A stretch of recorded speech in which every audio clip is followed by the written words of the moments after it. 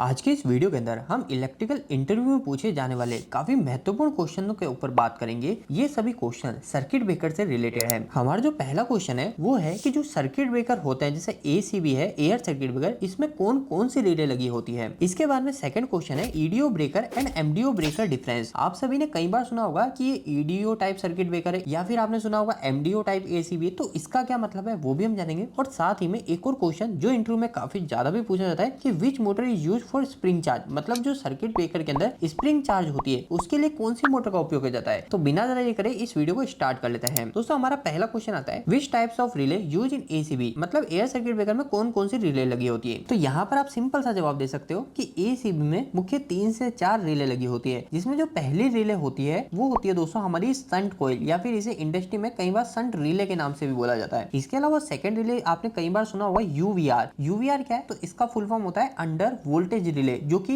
Low voltage होने पर हमारे सर्किट ब्रेकर को ट्रिप कराने का काम करती है। इसके अलावा एक और होती है हमारी दोस्तों क्लोजिंग रिले, और फोर्थ नंबर पे आती है हमारी माइक्रोलॉजिक कंट्रोलर, जिसे इंडस्ट्री के अंदर इलेक्ट्रॉनिक रिले भी कहा जाता है। आपने एसीबी के साइड में एक छोटी सी डिस्प्ले देखी होगी जहां पे हमारी इलेक्ट्रॉनिक रिले लगी होती है। तो ये मुख्य 4 टाइप की रिले इंडस्ट्री में लगी होती है। दोस्तों इन सभी चारों रिले का क्या काम होता है, अगर आपको यह जानना है तो इसके ऊपर ऑलरेडी मैंने वीडियो बना रखी है, आप वह वीडियो इसी वीडियो के एंड स्क्रीन से देख सकते हैं। इसके बाद में हम सेकंड क्वेश्चन के ऊपर आते हैं कि आखिरकार EDO breaker and MDO breaker में क्या अंतर होता है। तो दोस्तों इसका जवाब भी काफी ज्यादा सिंपल है। आपने कई बार देखा होगा कि जब भी हमें इंडस्ट्री में ब्रेकर को स्टार्ट करना पड़ता है, चाहे वो एसीबी हो या वीसीबी हो, तो जब हम उसे स्टार्ट करते हैं तो हमें पहले उसकी स्प्रिंग चार्ज करनी होती है। हमारे ब्रेकर पे एक लीवर होता है, उस लीवर को हमें 3-4 बार ऊपर नीचे करना पड़ता है और इसके बाद हमारी स्प्रिंग चार्ज हो जाती है। अब ये हमारे वीसीबी में भी होता है, साथ ही में हमारी एसीबी में, ओसीबी में, सभी टाइप के सर्किट ब्रेकर में होती है। लेकिन दोस्तों हमारे कुछ ब्रेकर ऐसे भी आते हैं जिसके अंदर हमें मैनुअल ऐसे लीवर को ऊपर नीचे करके स्प्रिंग को चार्ज नहीं करना पड़ता। तो उस टाइप के जो ब्रेकर होते हैं जिसके अंदर ऑटोमेटिक स्प्रिंग चार्ज हो जाती है, वह ब्रेकर हमारे ईडीओ ब्रेकर कहलाते हैं, जिसकी फुल फॉर्म होती है इलेक्ट्रिकल ड्रॉ आउट ब्रेकर। और वहीं हम एमडीओ ब्रेकर की बात करें तो एमडीओ ब्रेकर की फुल फॉर्म होती है मैकेनिकल ड्रॉ आउट ब्रेकर। तो आपको आगे से ध्यान रखना है कि अगर कोई भी ब्रेकर, चाहे आपका एसीबी हो, वीसीबी हो, अगर उसके अंदर हमें मैनुअली लीवर को ऊपर नीचे करके स्प्रिंग को चार्ज करना पड़ रहा है तो वह जो ब्रेकर है वह है एमडीओ टाइप ब्रेकर, मतलब उसके अंदर हमें मैकेनिकली पावर देनी पड़ रही है। लेकिन ईडीओ टाइप के ब्रेकर में हमारी ब्रेकर के अंदर ही एक मोटर लगी रहती है, उस मोटर को हम बोलते हैं स्प्रिंग चार्जिंग मोटर, क्योंकि वह मोटर एसीबी के अंदर लगी स्प्रिंग को ही चार्ज करती है। इसके बाद में हमारा आखिरी क्वेश्चन इसी से रिलेटेड है कि आखिरकार ब्रेकर में स्प्रिंग को चार्ज करने के लिए कौन सी मोटर का उपयोग किया जाता है। तो दोस्तों आपको ध्यान रखना है कि जो भी हमारे ब्रेकर होते हैं उनके अंदर जो स्प्रिंग चार्जिंग के लिए मोटर होती है वो अधिकतर केसेस में यूनिवर्सल मोटर होती है। ये यूनिवर्सल मोटर क्या है, तो यूनिवर्सल मोटर वो मोटर होती है जिसे हम चाहे एसी सप्लाई दे या डीसी सप्लाई दे, वह हमारी मोटर रन कर लेती है। इसी वजह से आपने अगर कभी स्प्रिंग मोटर को देखा भी होगा तो उसके ऊपर जो ऑपरेटिंग वोल्टेज लिखे रहते हैं वो कुछ इस प्रकार ही लिखे रहते हैं, 220 वोल्टेज एसी डैश डीसी, मतलब चाहे आप उसको 220 वोल्टेज एसी दो या डीसी वो चल जाएगी। इसके अलावा कुछ स्प्रिंग मोटर में आपको जो रेटिंग देखने को मिलेगी वो कुछ ऐसे मिलेगी 220 वोल्टेज एसी और सेकंड ऑपरेटिंग वोल्टेज जो होंगे वो ऐसे लिखे होंगे 110 वोल्टेज डीसी। अब मतलब या तो आप उसको 220 वोल्टेज एसी दो या फिर 110 वोल्टेज डीसी दो, इन दोनों में से आप कुछ भी देंगे वह मोटर हमारी चल जाएगी। और ऐसी मोटर जो हमारे एसी करंट डीसी करंट दोनों चल जाए वो कौन सी मोटर होती है, वो होती है हमारी यूनिवर्सल मोटर। तो आगे से आपको ध्यान रखना है कि हमारा जो ब्रेकर होता है इसमें अधिकतर केस में हमारी जो स्प्रिंग को चार्ज करने की मोटर का इस्तेमाल किया जाता है वह हमारी यूनिवर्सल मोटर होती है। लेकिन दोस्तों मैं बोल रहा हूँ अधिकतर केस में हमारी यूनिवर्सल मोटर होती है। तो आप बोलेंगे कि कभी कभी दूसरी मोटर कौन सी लगी होती है, तो इसका जवाब है तो दोस्तों कुछ केसेस में सर्किट ब्रेकर के अंदर डीसी सीरीज मोटर को भी स्प्रिंग चार्ज के लिए उपयोग में लिया जाता है। तो आपको इस बात का भी ध्यान रखना है। उम्मीद करता हूं दोस्तों आपके लिए ये वीडियो काफी हेल्पफुल रहा होगा। आपको ये वीडियो कैसा लगा प्लीज वीडियो को एक लाइक करके जरूर बताइएगा। अगर आपका अभी भी इस वीडियो के प्रति इलेक्ट्रिकल जुड़ा कोई सवाल रह गया है तो आप मुझे नीचे कमेंट बॉक्स में कमेंट करके बता सकते हैं। इलेक्ट्रिकल वीडियो पसंद करते हैं आज हमारे चैनल को सब्सक्राइब कर लीजिए। आज के लिए इतना ही, धन्यवाद।